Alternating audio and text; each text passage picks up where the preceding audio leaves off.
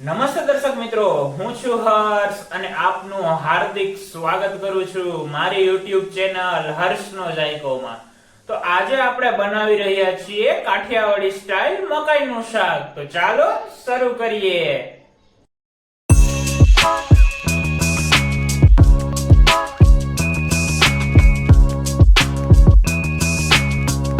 મકાઈનું શાક બનાવવા માટે સૌપ્રથમ આપણે એક પેસ્ટ બનાવીશું। તેના માટે 1 ટેબલસ્પૂન જેટલી લસણની ચટણી લઈશું અને તેમાં થોડું એવું પાણી એડ કરી અને બધી જ વસ્તુને સારી રીતે મિક્સ કરી લઈશું અને એકદમ સ્મૂધ એવી પેસ્ટ તૈયાર કરી લઈશું।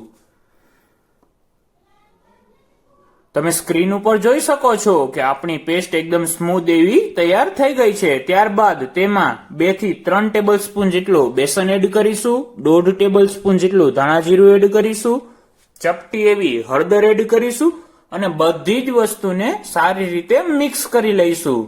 તમે સ્ક્રીન ઉપર જોઈ શકો છો કે આપણે બધી જ વસ્તુ સારી રીતે મિક્સ થઈ ગઈ છે। ત્યારબાદ તેમાં થોડું એવું પાણી એડ કરીશું અને તમે તમારા સ્વાદ પ્રમાણે તેમાં નમક એડ કરી શકો છો।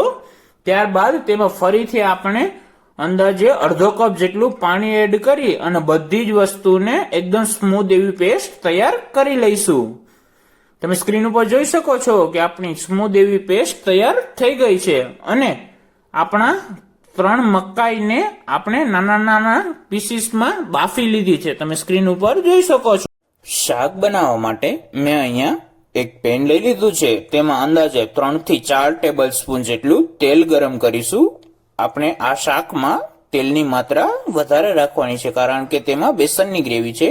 આપણું તેલ ગરમ થઈ જાય ત્યારબાદ તેમાં 1 ટેબલસ્પૂન જીરું એડ કરીશું, 1 સૂકું મરચું, તજ, લવિંગ અને બાદિયા એડ કરીશું। ત્યારબાદ 1 ટેબલસ્પૂન હિંગ એડ કરીશું અને બધી જ વસ્તુને સારી રીતે કકડવા દઈશું। આપણી બધી જ વસ્તુ સારી રીતે કકડી જાય ત્યારબાદ એક ટમેટાને ઝીણું એવું કટ કરી અને બધી જ વસ્તુને આપણે સારી રીતે મિક્સ કરી લઈશું અને ટમેટા સોફ્ટ થાય ત્યાં સુધી ચડવા દઈશું। તમે સ્ક્રીન ઉપર જોઈ શકો છો કે આપણા ટમેટા એકદમ સોફ્ટ થઈ ગયા છે। હવે તેમાં આપણે જે પેસ્ટ બનાવેલી હતી તે એડ કરીશું અને બધી જ વસ્તુને સારી રીતે મિક્સ કરી લઈશું અને તેમાં થોડું એવું પાણી એડ કરી અને બધી જ વસ્તુને સારી રીતે મિક્સ કરી લઈશું જ્યાં સુધી તેમાંથી તેલ છૂટું ન પડી જાય અને આપણી ગ્રેવી એકદમ ઘટ ન થઈ જાય ત્યાં સુધી તેને ચડવા દઈશું। તમે સ્ક્રીન ઉપર જોઈ શકો છો કે આપણી ગ્રેવી એકદમ ઘટ થઈ ગઈ છે અને તેના સાઈડમાંથી તેલ પણ છૂટું થઈ ગયું છે। આ સમયે આપણે ગેસની આંચને સાવ ધીમી રાખીશું, નહીતર તો આપણી ગ્રેવી બળી જશે। આ વસ્તુ ખાસ ધ્યાન રાખવી। ત્યારબાદ આપણે તેમાં થોડું એવું પાણી એડ કરીશું અને બધી જ વસ્તુને સારી રીતે મિક્સ કરી અને થોડી વાર માટે ઉકળવા દઈશું। 2 મિનિટ થઈ જાય ત્યારબાદ તેમાં શાકમાં રસો કરવા માટે અંદાજે 1 થી 1.5 કપ જેટલું પાણી એડ કરીશું અને ઉકાળો આવે ત્યાં સુધી ચડવા દઈશું। તમે સ્ક્રીન ઉપર જોઈ શકો છો કે આપણે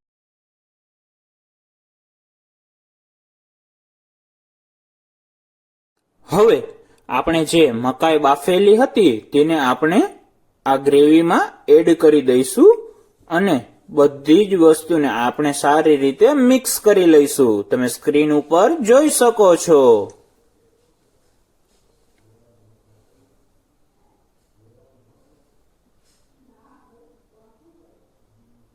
આપણી મકાઈ એડ થઈ જાય ત્યારબાદ બધી જ વસ્તુને ગ્રેવીમાં સારી રીતે મિક્સ કરી લઈશું અને બધી જ મકાઈને આપણે ગ્રેવીમાં ડુબાડી દઈશું જેથી આપણે ગ્રેવીની સ્વાદ આપણા મકાઈમાં આવી જાય અને મકાઈને અંદાજે 5 થી 7 મિનિટ ચડવા દઈશું અને 5-7 મિનિટ થઈ જાય ત્યારબાદ આપણે ગેસની આંચને બંધ કરી દઈશું અને તમે સ્ક્રીન ઉપર જોઈ શકો છો કે આપણું એકદમ કાઠિયાવાડી સ્ટાઇલમાં મકાઈનું શાક તૈયાર છે। તેને ઉપરથી કોથમીરથી ગાર્નિશ કરીશું અને ગરમા ગરમ રોટલા અને રોટલી સાથે સર્વ કરીશું।